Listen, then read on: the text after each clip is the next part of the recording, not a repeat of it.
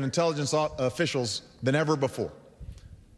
The largest program to date to help you retain your qualitative military edge. These are the facts. These aren't my opinions. These are facts. But to me, this is not simply measured on a balance sheet. I know that here in Israel, security is something personal. Here's what I think about when I consider these issues. When I consider Israel's security, I think about children like Osher Tweedle, who I met in Sderot. You know, children the same age as my own daughters, who went to bed at night fearful that a rocket would land in their bedroom simply because of who they are and where they live.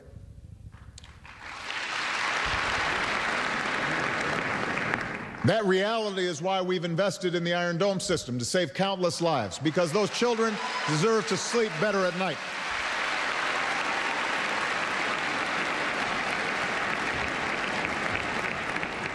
That's why we've made it clear time and again that Israel cannot accept rocket attacks from Gaza, and we have stood up for Israel's right to defend itself.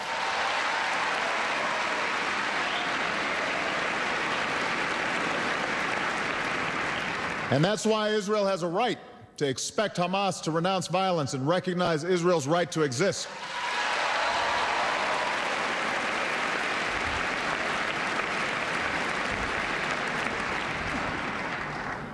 When I think about Israel's security, I think about 5 Israelis who boarded a bus in Bulgaria and were blown up because of where they came from, robbed of the ability to live and love and raise families. That's why every country that values justice should call Hezbollah what it truly is, a terrorist organization.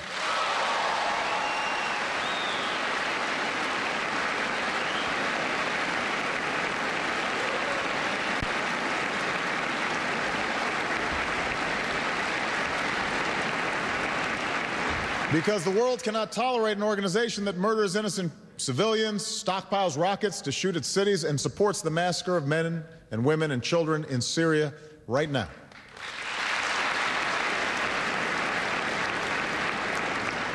The fact that Hezbollah's ally, the Assad regime, has stockpiles of chemical weapons only heightens the urgency.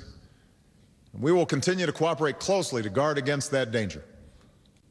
I've made it clear to Bashar al-Assad and all who follow his orders, we will not tolerate the use of chemical weapons against the Syrian people or the transfer of those weapons to terrorists. The world is watching. We will hold you accountable.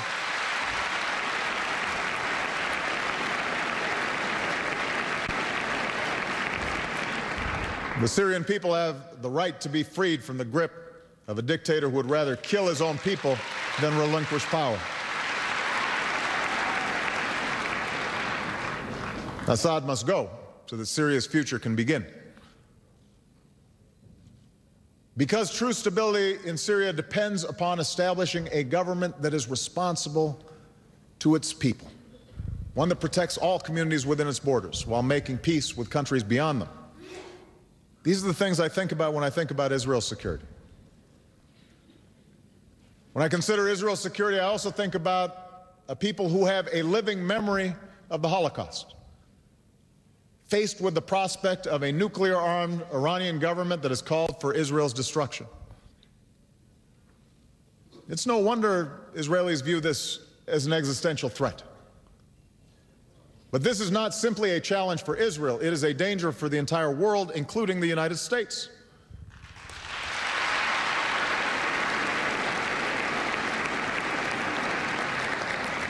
A nuclear-armed Iran would raise the risk of nuclear terrorism. It would undermine the non-proliferation regime. It would spark an arms race in a volatile region. And it would embolden a government that has shown no respect for the rights of its own people or the responsibilities of nations. And that's why America has built a coalition to increase the cost to Iran of failing to meet their obligations. The Iranian government is now under more pressure than ever before, and that pressure is increasing. It is isolated, its economy is in dire straits, its leadership is divided, and its position in the region and the world has only grown weaker.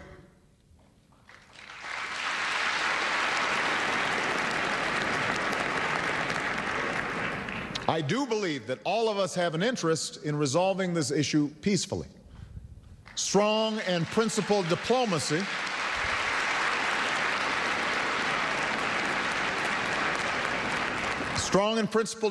is the best way to ensure that the Iranian government forsakes nuclear weapons.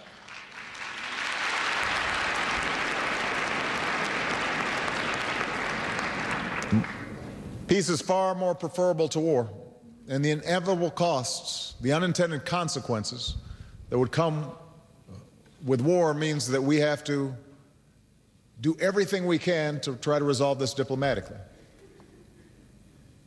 Because of the cooperation between our governments, we know that there remains time to pursue a diplomatic resolution. That's what America will do, with clear eyes, working with a world that's united and with the sense of urgency that's required. But Iran must know this time is not unlimited. And I've made the position of the United States of America clear. Iran must not get a nuclear weapon. This is not a danger that can be contained. And as President, I've said all options are on the table for achieving our objectives. America will do what we must to prevent a nuclear-armed Iran.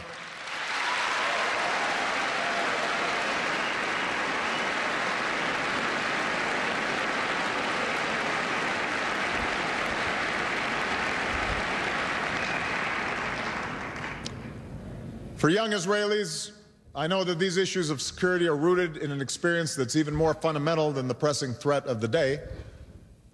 You live in a neighborhood where many of your neighbors have rejected the right of your nation to exist.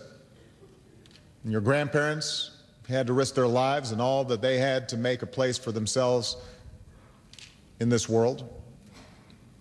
Your parents lived through war after war to ensure the survival of the Jewish state.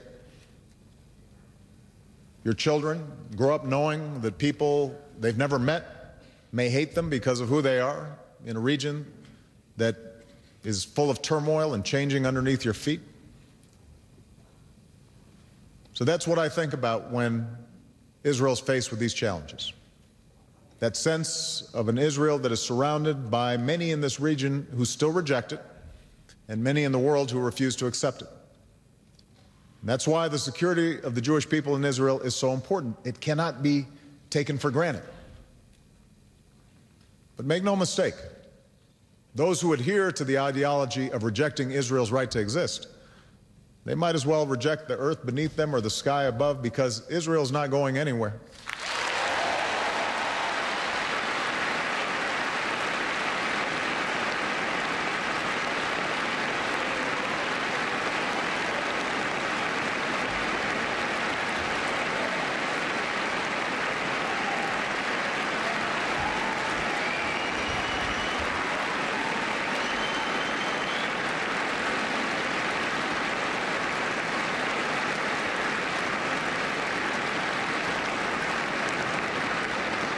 And today I want to tell you, particularly the young people, so that there's no mistake here, so long as there is a United States of America, Atem lo lavad. You are not alone.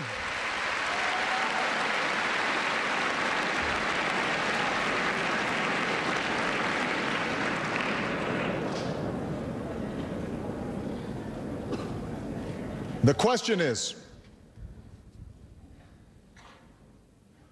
what kind of future Israel will look forward to?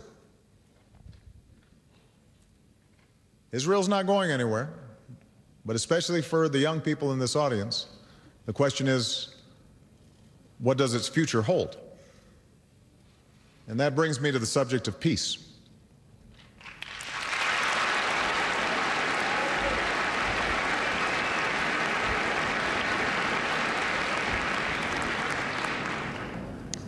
I know Israel has taken risks for peace. Brave leaders, Menachem Begin, Yitzhak Rabin, reached treaties with two of your neighbors. You made credible proposals to the Palestinians at Annapolis. You withdrew from Gaza and Lebanon and then faced terror and rockets. Across the region, you've extended a hand of friendship, and all too often, you've been confronted with rejection and, in some cases, the ugly reality of anti-Semitism. So I believe that the Israeli people do want peace, and I also understand why too many Israelis, maybe an increasing number, maybe a lot of young people here today, are skeptical that it can be achieved.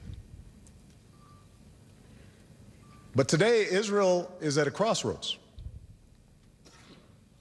It can be tempting to put aside the frustrations and sacrifices that come with the pursuit of peace, particularly when Iron Dome repels rockets, barriers keep out suicide bombers.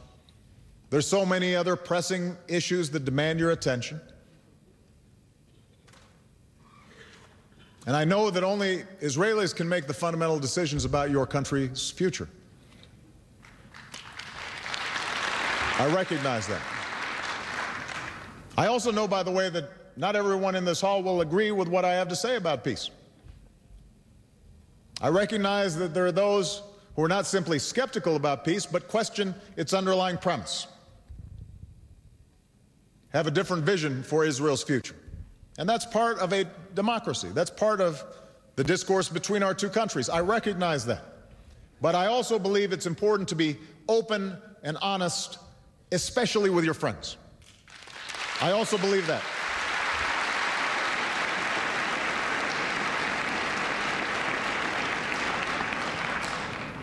You know, politically, given the strong bipartisan support for Israel in America, the easiest thing for me to do would be to put this issue aside.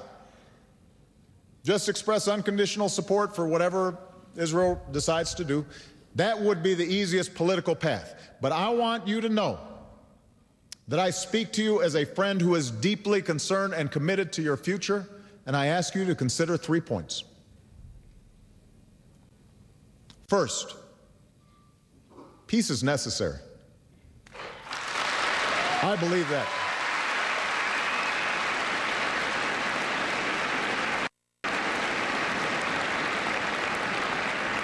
I believe that peace is the only path to true security.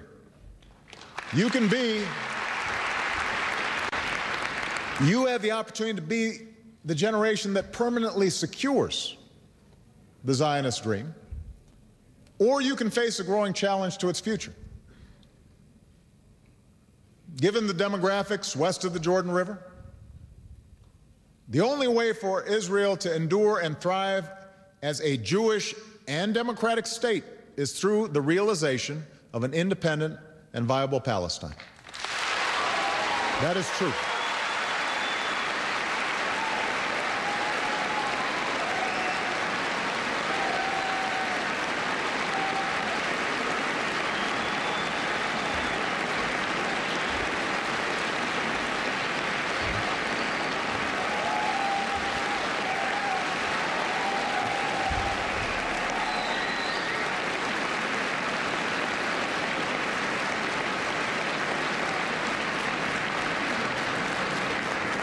There are other factors involved. Given the frustration in the international community about this conflict,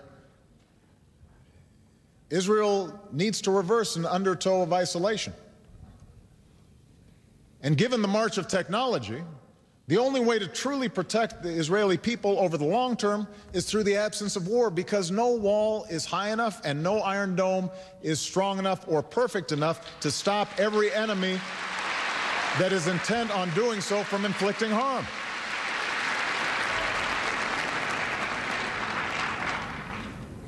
And this truth is more pronounced given the changes sweeping the Arab world. I understand that with the uncertainty in the region, people in the streets, changes in leadership, the rise of non-secular parties in politics, it's tempting to turn inward because the situation outside of Israel seems so chaotic. But this is precisely the time to respond to the wave of revolution with a resolve and commitment for peace. Because